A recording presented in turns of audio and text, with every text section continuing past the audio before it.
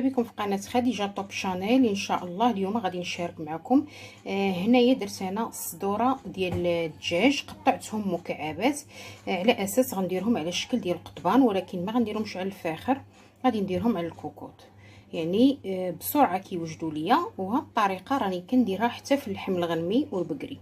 اللي ما عندوش الوقت او لا ما لقاش الفاخر كيخدم هاد الطريقه، انا مجرباها مرارا، يعني كتجيني سريعه وخفيفه دغيا. ان شاء الله كيوجدوا ليا وما كنتروش بالفاخر. هو الفاخر راه ليه لذه ومذاق، ولكن لدعت الضروره راه حنا كنختاروا شي سبل اللي نوجدوا بها شي حاجه حنا تشهيناها. كيجيو على هذا الشكل. ان شاء الله الطريقه بسيطه، تبعوا معايا المراحل لاخر الفيديو.